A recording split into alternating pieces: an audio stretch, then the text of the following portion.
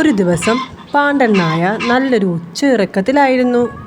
പെട്ടെന്ന് ദൂരെ നിന്നൊരു ശബ്ദം അവൻ കേട്ടു. ഉറക്കമുണർന്ന പാണ്ഡൻ ആ കാഴ്ച കണ്ടു ഞെട്ടി. ചില്ലുക്കുറുക്കൻ അതാ കാടിറങ്ങി വരുന്നു. പാണ്ഡൻ ആകെ പേടിച്ചു. ഇന്നൊരു കോഴി പോയത് തന്നെ.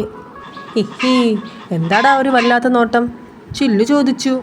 ഒന്നുമില്ല ചേട്ടാ, ചേട്ടൻ്റെ ക്ഷീണം കണ്ട് ഒന്ന് നോക്കിപ്പോയതാ, പാണ്ഡൻ പറഞ്ഞു. മഹാസൂത്രശാലിയായിരുന്നു ചില്ലുക്കുറുക്കൻ. അവൻ അന്നും ഒരു കൊഴുത്ത കോഴിയെ പിടിച്ചുകൊണ്ടുപോയി. പാവം പാണ്ഡൻ അവനത് നോക്കി നിന്നതേയുള്ളൂ.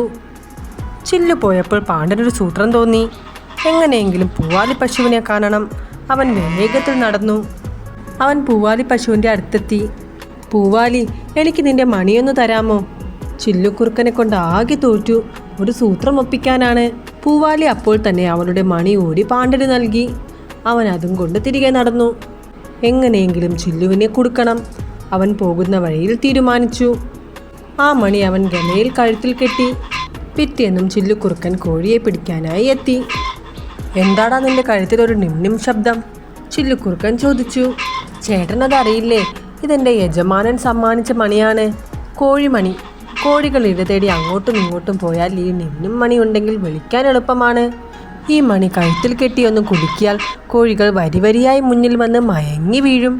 അമ്പട കൊള്ളാമല്ലോ, ചില്ലു പറഞ്ഞു. പെട്ടെന്ന് പാണ്ഡൻ നായ മണി കിലുക്കി. ചില്ലുക്കുറുക്കൻ നോക്കി നിൽക്കെ അതാ വരുന്നു കുറേ കോഴികൾ. അവ വന്നയുടനെ പാണ്ഡൻ്റെ മുന്നിൽ മുട്ടുകുത്തി വീണു. പാണ്ഡൻ അവയോട് പോകാൻ കൽപ്പിച്ചപ്പോൾ അവർ തിരികെ പോവുകയും ചെയ്തു. ചില്ലുക്കുറുക്കൻ ഇതൊക്കെ അന്തമിട്ട് നോക്കി നിന്നു. എടാ പാണ്ഡ, ഈ മണി എൻ്റെ കഴുത്തിലൊന്ന് കെട്ടിത്തരാമോ? ഞാൻ 2 ദിവസത്തിനുള്ളിൽ തിരികെ തരാം. പാണ്ഡനും അത് തന്നെയായിരുന്നു വേണ്ടിയിരുന്നത്. അവൻ മണി ചില്ലുക്കുറുക്കൻ്റെ കഴുത്തിൽ കെട്ടി. മുറുക്കെ കെട്ടണം, ചില്ലു പറഞ്ഞു. അങ്ങനെ തന്നെയാണ് ചേട്ടാ കെട്ടിയത്. ഇതിനെ ഊരിയെടുക്കണമെങ്കിൽ ചേട്ടൻ്റെ കഴുത്ത് മുറിക്കണം, പാണ്ഡൻ നായ കള്ളച്ചിരിയോടെ പറഞ്ഞു. ചില്ലുവിന് സന്തോഷമായി. അവൻ കാട്ടിലേക്ക് ഒറ്റയോട്ടം.